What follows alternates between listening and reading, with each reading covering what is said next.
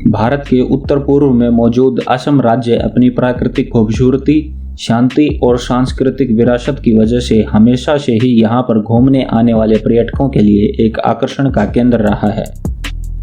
यहाँ के चाय के बागान, घने जंगल, शुद्ध वातावरण और यहाँ पर बहती ब्रह्मपुत्र नदी यहाँ पर आने वाले पर्यटकों को विशेष आकर्षित करती है। पिछले कई वर्षों से यहाँ पर अलग अलग संस्कृति के लोग बसे हैं, जिससे यहाँ की संस्कृति को एक अलग ही पहचान मिली है। इसी वजह से असम की सभ्यता और संस्कृति को एक विशेष दर्जा प्राप्त है। यहाँ की खूबसूरती जितनी अच्छी दिखती है, वह अपने अंदर उतने ही रहस्य समेटे हुए है। असम राज्य का जतिंगा गांव पक्षी आत्महत्या की घटनाओं की वजह से हमेशा सुर्खियां बटोरता रहता है। नमस्कार, गुप्त ज्ञान चैनल में आप सबका स्वागत है।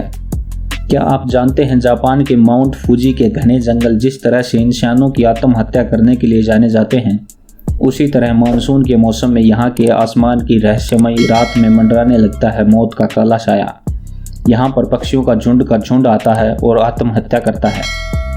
पक्षियों के इस तरह से एक साथ आत्महत्या करने के पीछे क्या रहस्य छुपा हुआ है, इसका खुलासा आज तक नहीं हो पाया है।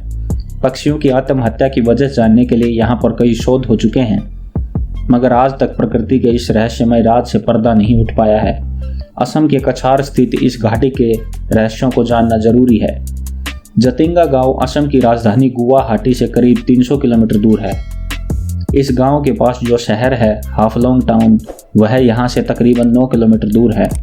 यहाँ से इस गांव में पहुँचने के लिए ऑटो भी चलते हैं। इस गांव की आबादी 2500 के आसपास है और यहाँ पर खासी पनार जनजाति के लोग रहते हैं। यह गांव पहाड़ों से घिरा हुआ एक आकर्षक और दर्शनीय स्थल है। यहाँ चारों तरफ प्राकृतिक सुंदरता बिखरी हुई है। जतिंगा में जो सबसे रहस्यमय चीज है, वह है यहाँ पर प्रवासी पक्षियों का एक बड़ी संख्या में आकर आत्महत्या करना। इस घटना को प्राकृतिक घटना ही समझा जाता है, क्योंकि इसके पीछे क्या वजह है, यह आज तक कोई भी नहीं समझ पाया है। इतनी अधिक संख्या में पक्षियों की आत्महत्या अब वैज्ञानिकों को भी अपनी तरफ खींचने लगी है।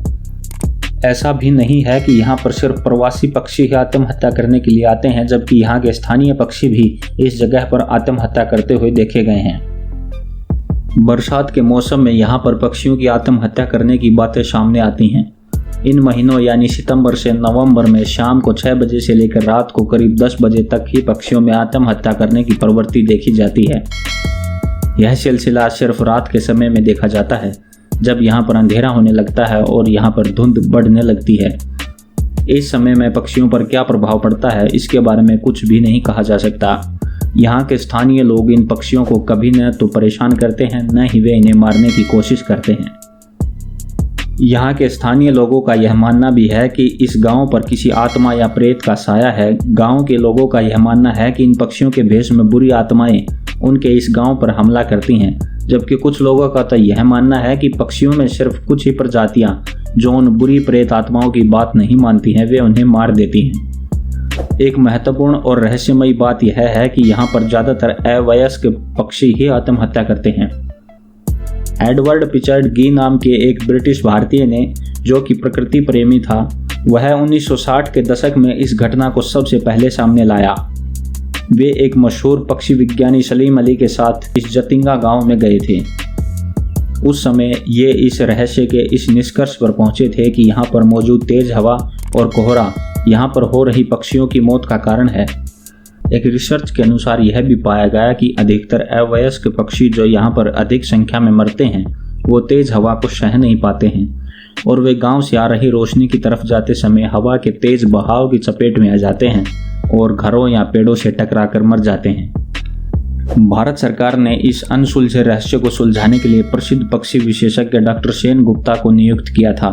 डॉक्टर गुप्ता ने इस जगह पर काफ़ी लंबे समय तक अध्ययन किया और पाया कि पक्षियों की आत्महत्या की वजह यहाँ का मौसम और यहाँ की चुंबकीय शक्तियाँ हैं। उन्होंने इस बारे में और आगे बताया कि बारिश के मौसम में यहाँ पर जब कोहरा छाया रहता है और तेज हवा चल रही होती है, उस शाम के समय में जतिंगा घाटी की चुंबकीय शक्ति में एक अलग ही बदलाव आ जाता है और इस परिवर्तन की वजह से ही पक्षी यहाँ पर असामान्य व्यवहार करते हैं और इसी बदलाव की वजह से वे रोशनी की तरफ भागते हैं और हादसे का शिकार होते हैं।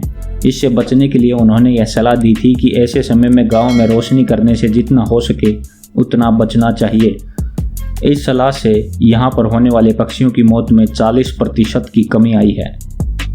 हालांकि वैज्ञानिक कुछ ठोस बात कह पाने की स्थिति में नहीं है, फिर भी कुछ वैज्ञानिकों का अनुमान है कि ऐसा जतिंगा घाटी की विशेष भौगोलिक स्थिति के कारण होता है।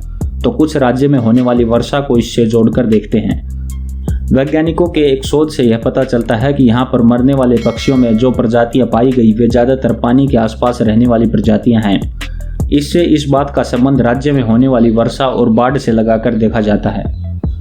वैज्ञानिक कहते हैं कि एक शोध से यह पता चला है कि जिस साल पक्षियों ने ज़्यादा आत्महत्या की उस साल राज्य में अधिक वर्षा हुई थी और बाढ़ का प्रकोप भी ज़्यादा रहा था। अगर देखा जाए तो वर्ष 1988 से यहाँ पर सबसे अधिक पक्षी मरे थे और इसी साल राज्य में सबसे अधिक बारिश हुई थी और बाढ़ का प्रकोप सबसे अधिक था। इसी तरह की अन्य रोचक वीडियोस देखने के लिए हमारे चैनल को सब्सक्राइब कर लें।